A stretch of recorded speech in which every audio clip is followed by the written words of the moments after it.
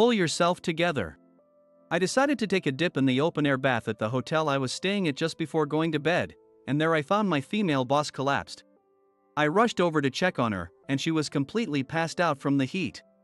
Since she was taking a bath, she obviously wasn't wearing any clothes. While nervously tending to her, she suddenly woke up. She commanded me as she realized the situation.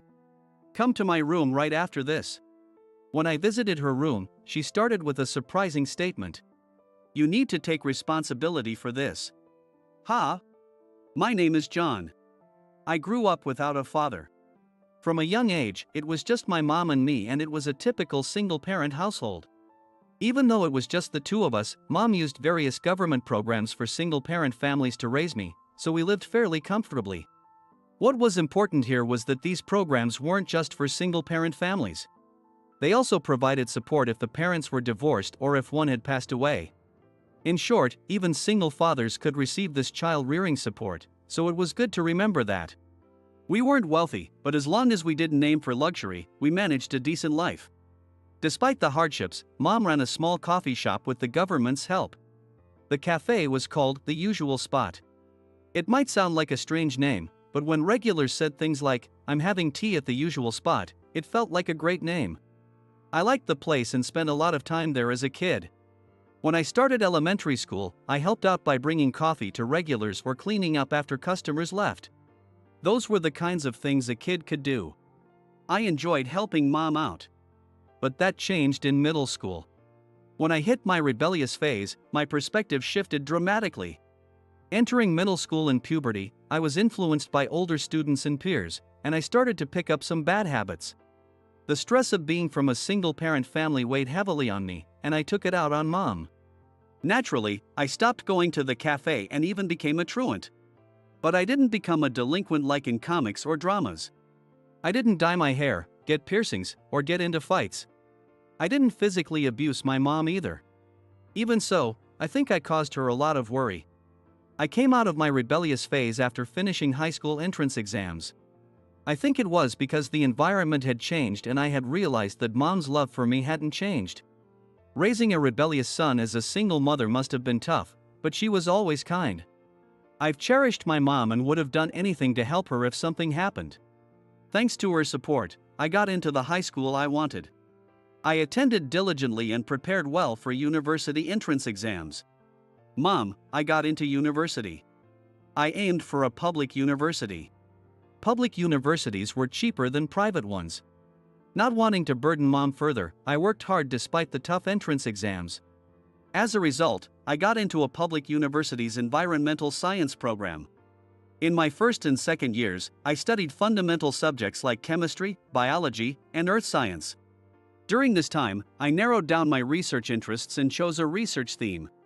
In my third and fourth years, I participated in fieldwork and practical training for investigation and verification. At this stage, I was able to conduct more practical research. I learned various research methods and experimental techniques while working on my graduation thesis and graduated on time. Naturally, I found a job in an environmental company.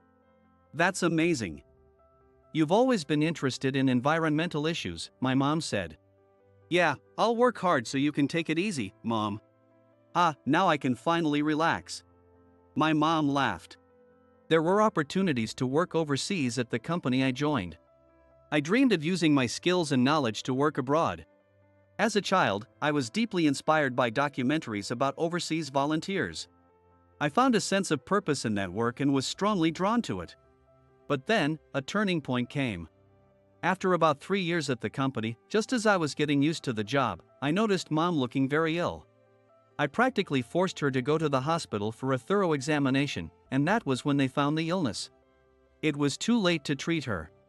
The long years of stress, and the relief she felt after I got a job, had taken their toll. She began treatment immediately, but her condition deteriorated rapidly and she passed away soon. Mom! Naturally, the cafe she ran had to be closed down. The cafe that held so many memories was hers, and I couldn't bear to rent it out or sell it. However, I couldn't run the cafe myself with my job. I didn't even know how to make coffee or prepare light meals. Unable to part with the beloved space filled with memories of Mom, I just cleaned and aired it out once a month. losing mom left an enormous void in my life. I buried myself in work to cope, spending all my time methodically completing my tasks. My boss in the department I worked in was a woman. Her name was Susan, and she was a truly capable career woman. She was incredibly impressive. Wearing a pantsuit and clicking her heels as she walked, Susan turned heads wherever she went. "John, I'm taking you on the next business trip," she said. "Yes, I'll accompany you." Don't be nervous. Let's go."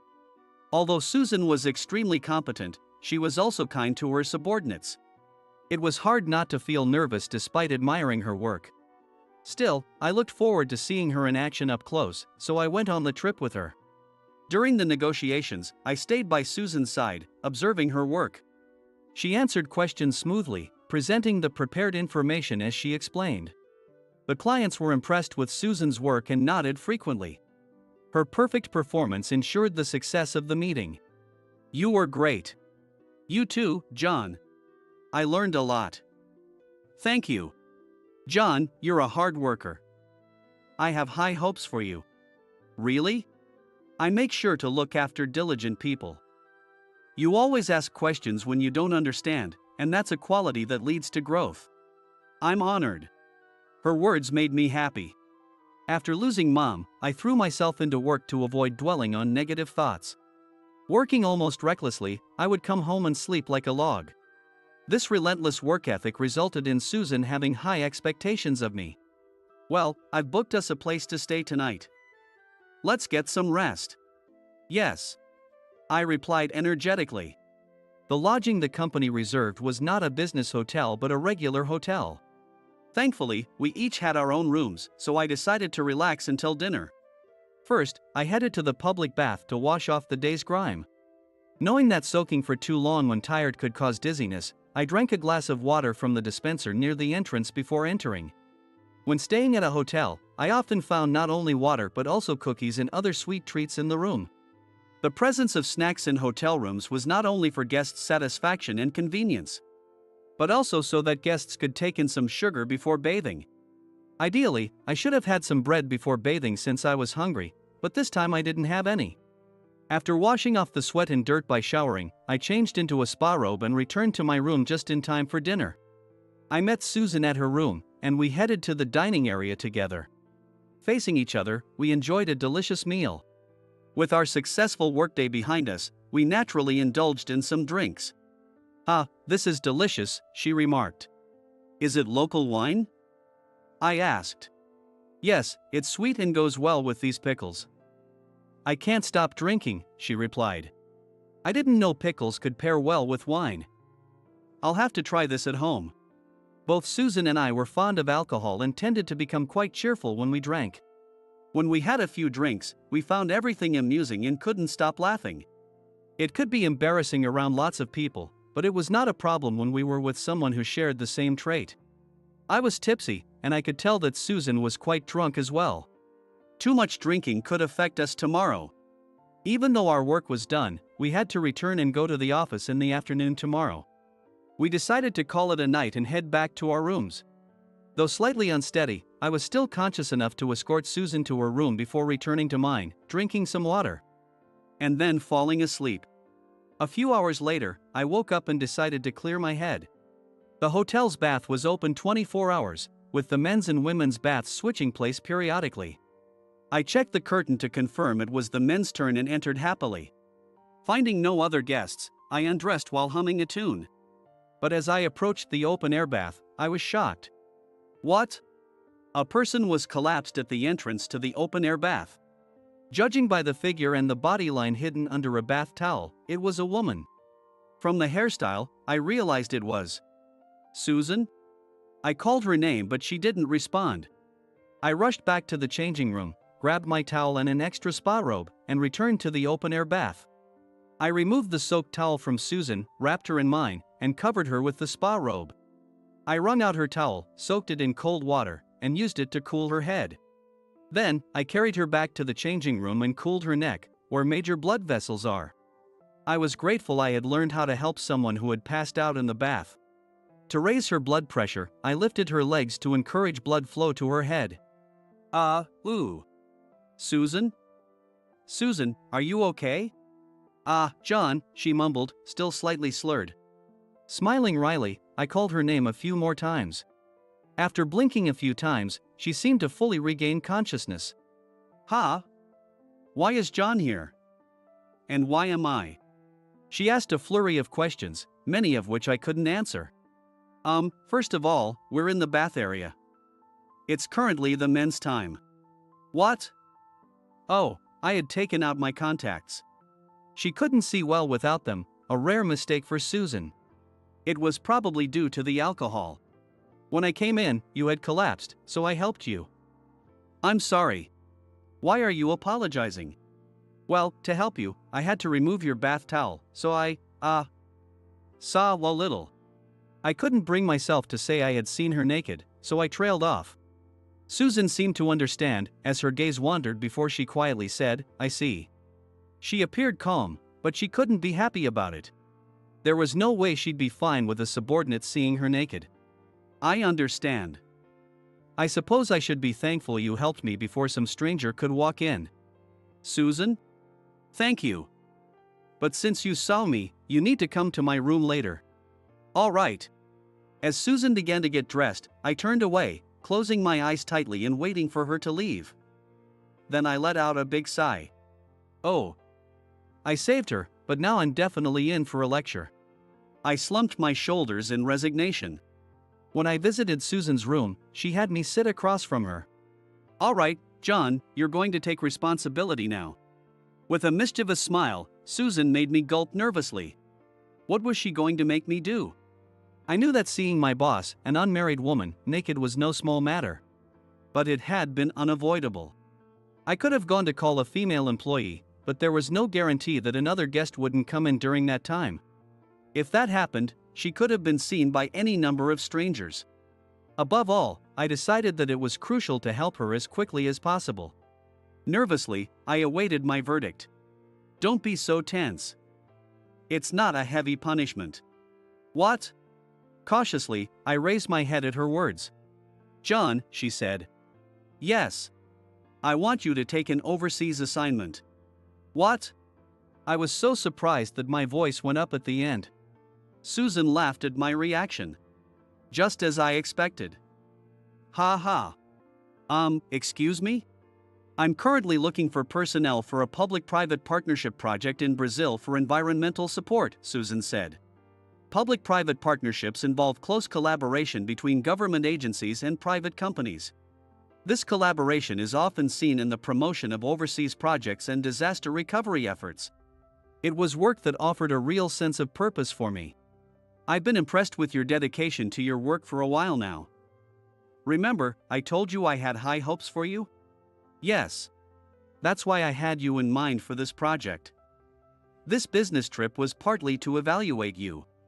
Evaluate? Yes. Susan nodded with a smile at my question. A while ago, I would have jumped at this offer. Being selected for an overseas project in environmental science was an exciting opportunity. But now, my feelings were a bit different. I found myself at a loss for words. I would have made a quick decision before, I said. What do you mean? She asked. I grew up with a single parent, and I recently lost my mom. She ran a cafe, but it's closed now, I explained. Well, that's understandable. Because you have a job. No one's running the cafe, but I can't bring myself to let go of a place filled with memories of my mom.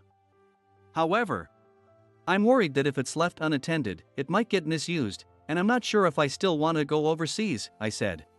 It's common for vacant properties to be misused when left unattended. There was even a time when this issue was so prevalent that vacant homes were thoroughly investigated. I can't even remember the last thing I said to my mom. I wanted to work hard and make her life easier, but now I started to pour out my feelings. I was still somewhat drunk, which didn't help. I couldn't take a bath, and waking up confused my thoughts even more. Tears started to fall from my eyes uncontrollably. Oh, I must be really affected by this. I thought as I wiped my tears with my spa robe sleeve, ignoring the slight pain in my eyes. John, Susan called softly. Yes? I grew up in a single-parent household too, with my father, she revealed. Really? I looked up in surprise. Yes. I lost my mother when I was young. My father is still alive, and he worked hard to raise me on his own. I grew up watching his efforts. She explained. Susan. He did everything he could to make sure I wouldn't be teased for not having a mother. He even managed to do household chores he wasn't good at and styled my hair to make me look cute. Thanks to him, I always had friends around me. She shared. People with both parents might not understand, but there is a tendency to ostracize those from single-parent families. Children, in particular, often find it amusing to spread the notion that someone is different, which makes it even harder. But now that I'm an adult and working, my father can finally relax. Seeing him happy every day makes me feel relieved, Susan said. Only those who have experienced it can understand the struggles of a single-parent household, I agreed. Exactly. The financial and time constraints are something we only can understand through experience. Although it's not just about having money. Even if you have money and can get the things you want, the love from both parents is always lacking. That kind of loneliness is hard to fill. You've done well, John, Susan praised. And so have you, Susan, I replied.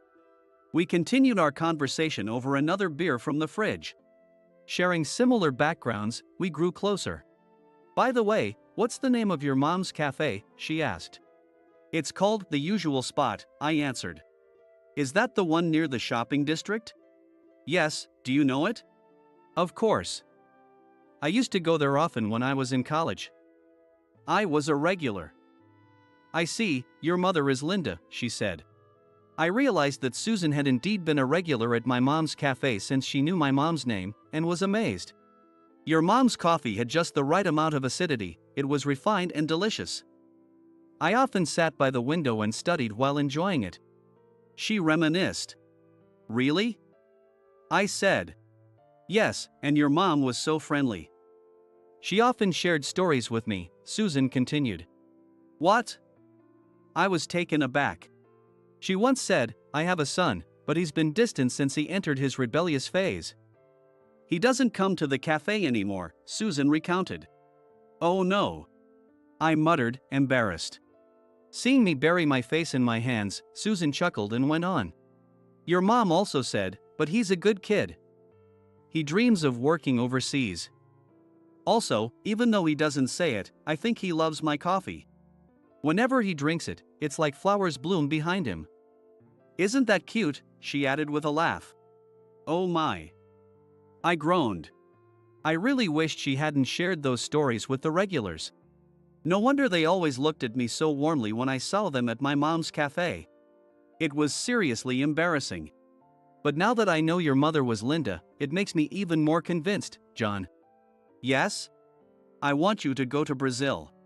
But I believe Linda would support your dream. You shouldn't miss this opportunity. What do you think? Will you go? I'm sorry. I can't give an immediate answer. Could I have some time to think about it? All right. But I can't wait too long, she said. Understood. After that, we ended up drinking until morning. While drinking and thinking through the night, I made my decision. I'll go to Brazil. Susan smiled with satisfaction at my response. A few months later, I flew to Brazil. My time working on environmental support in Brazil was just 3 years. But those 3 years were rich and fulfilling for me. It became work that I was truly proud of. When my 3-year assignment ended, I returned to the States, feeling an overwhelming sense of nostalgia. My feet naturally led me to my mom's cafe. I pulled my suitcase along the familiar streets. The sights of this downtown area hadn't changed a bit. The same shops were still there in the shopping district, and familiar faces greeted me warmly. Welcome back, John. Oh my, you've got quite a tan. I'm back. I replied with a smile to the neighbors who had been friends since my mom was alive and hurried towards The Usual Spot. Why was I in such a rush? Because someone was waiting for me at the cafe. While I was away, Susan had been managing my mom's cafe. During our regular work communications, she occasionally updated me about the cafe's status. Susan had been trying to keep the cafe going. Through trial and error, she managed to recreate my mom's coffee. After 2 years, she earned the approval of the regulars, and on weekends, she opened the cafe to serve them. She did this to ensure the cafe wasn't forgotten and waited for my return. I couldn't thank her enough. For 3 years, we kept in touch from afar and grew closer. And today, finally I returned and stopped in front of my mom's cafe. I took a deep breath, once, twice. Waiting for my pounding heart to calm, I pushed open the door. Clang, clang. The familiar sound of the doorbell greeted me, along with the aroma of my mom's coffee. "Welcome back," she said. "I'm back," I replied. "You must be tired. How about a nice cup of coffee?" She asked with a radiant smile that made me squint. "One hot coffee, please," I said. "Okay," she responded. I sat at the counter as prompted. The sound of water boiling. The grinding sound and aroma of freshly ground coffee beans filled the air.